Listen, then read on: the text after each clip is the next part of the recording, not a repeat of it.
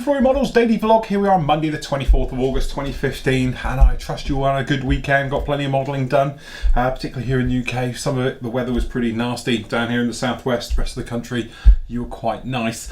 Right, so today what I've been up to, I have actually been doing something that's mentioned on the live show, and it came back up in the forum and everything else like that, and that is rescribing. Now we seem to keep coming back to this time and time again, but one area I've missed out and I haven't done, and I've said I've been doing it for ages, so a good kick up the arse by you guys have made me get on with it today, and that is rescribing raised panel lines. Okay, so what we're talking about is old kit. So you get your old kit, so if we're looking at it, you've got things like, as you say, different manufacturers tended to keep this going longer, shall we say, but a good example of me rescribing when I used to have to do it because there was no other option is if I wanted to do a F4B Phantom. The only one in town was actually the Hasegawa kit. Now, Hasegawa Phantoms were, until recently, I think they've been slightly overtaken by Academy now, but used to be the only go-to 1/48 scale Phantom you could do. Now, the J and the later versions were all recessed panel lines. The earlier ones, the B and the N in Hasegawa, were raised. So, as you know, I used to do commission work. I used to get asked a lot to do those, and I used to have to rescribe every single one. So that was always a little bit of a bugbear. Now, a lot of you are talking about, obviously, older kits that you've got in your stash and all the rest of it. How would you tackle it and all the rest of it?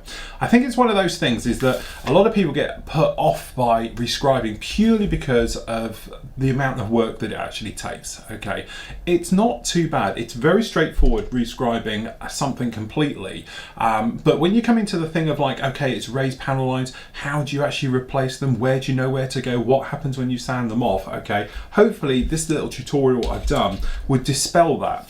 Now, if I've got the editing right, you're seeing a bit of it now, and I'm basically showing in this little clip how I go about it. So we're talking about obviously sanding off the detail, getting rid of it all completely, so that's all gone, and then we come back in and actually you can see where the sanding, where you've sanded off the panel lines. You can still see them there because they're actually down in the plastic. Then you come along and actually go right the way over them, and you use those as a template to rescribe your panel lines into those which were there before. And then because you've gone in a little bit deeper, then you come back and polish the plastic back up, so you get rid of any scratches, any raised areas, things like that, and you've still got beautifully preserved panel lines underneath it, and then you can go through. Now, I'm not saying it's easy, it's one of those things that sort of comes with practice, but as I said, I did this little guy here, and I only did this section here, so it's as big as your thumb, and it probably took me, I don't know, I suppose start to finish, around about sort of 15 minutes just to do that. So when you multiply that into a big kit, and you're putting in perhaps something like riveting detail, or if you've got, you know, some details that can need a little bit more complex, i.e. circles, we show how to do circles on this one as well, and things like that, then obviously it's going to take a lot more time. And that's what I was saying about it. It's not that I don't think there is some great kits out there who are, you know, raised panel lines which should be just swept away and never used again. You know, as was mentioned, the B24th in 1/48 scale is a great kit, but it's all raised, so you're going to have to go back and do it. As I said, 72nd Hadley Page Victor, one of my personal favourite aircraft, love it. It's raised panel line. So if you are going to do it, you're going to have to get in there and rescribe it. I know the Vulcan Bomber is a classic, the Airfix one, raised panel lines. All right, the kit's nasty as well, but you know what I mean. So sometimes you have to throw yourself in. What I would suggest is that you don't see it of, I'm going to spend a couple of hours rescribing, because it's going to take you a lot longer. What I would recommend doing is that you set yourself, say, an hour or 2 hours rescribing, call it quits, do something else, come back in, because as soon as you get bored or overconfident, then you're going to get slips, and as soon as you make slips, you have to go round and you have to fix them and all the rest of it. And to be honest, here in that video you'll see the full thing for members. I show you about fixing the problem as well. So we used our old friend, which is our homemade styrene filler. Okay, a drop of that in there is beautiful, and I've done it on here and did it, and I sanded it off just literally before I filmed this, and then put the new panel line back into it. It works an absolute treat with no problem, and the great thing is you can go right over the top of styrene filler because it feels no different from plastic. From a rescribing point of view, it's absolutely fantastic.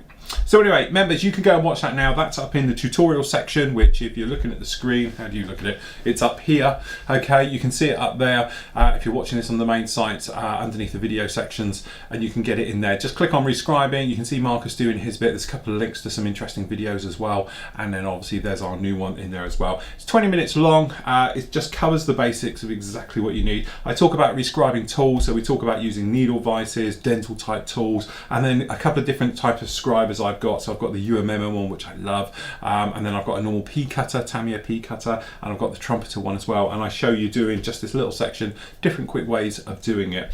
But I think the big thing is with all rescribing, it is patience, you know, and as modelers we're supposed to have them, but let's face it, if you're like me, you have no patience whatsoever and you just want to get on with it. That's why, you know, as I explained in the video, I'm just recapping bits of it here, I talk greatly about how my stash is always evolving.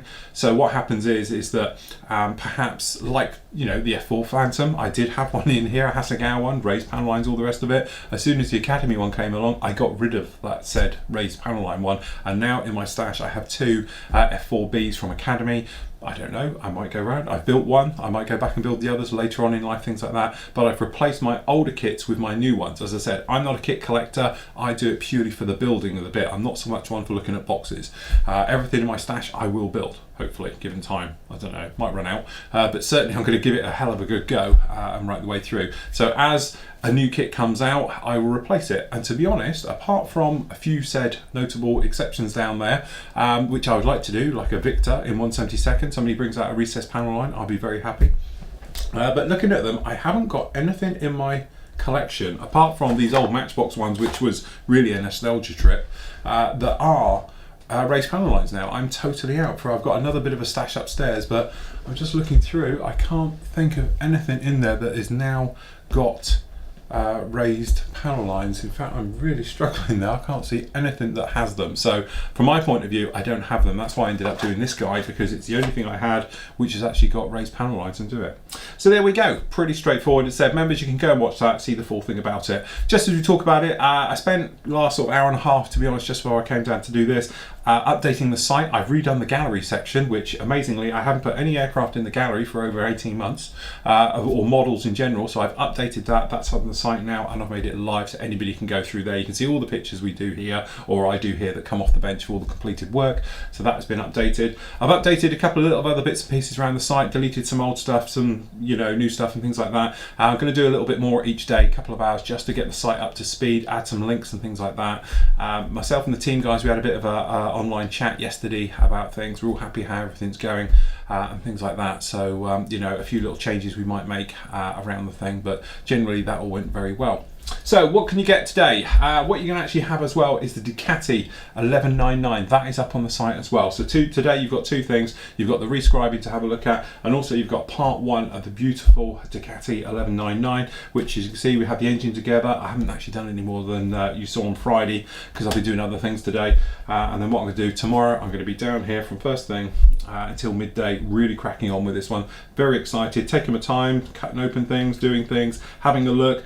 Been playing with the Vallejo paints. A lot of you have been asking me about this one. Obviously the review went up on Friday. They are good, they are beautiful, and I've done a couple of things on the bike, and I tell you, you have to look for it. It's very hard to know which is acrylic and which is metallizer. Yes, they're not as good. I'm not going to turn around and tell you that these are as good as any metallizer and the AK stuff and all the rest of it.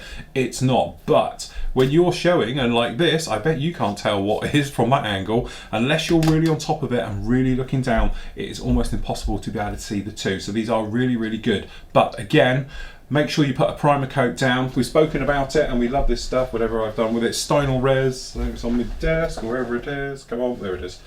This stuff, it's available back in the UK as well now in the different colours as well. Just make sure you shake it. It does separate at the bottom. Get that stuff up to the top and you'll be absolutely fine. But I must admit, I've been having a lot of fun.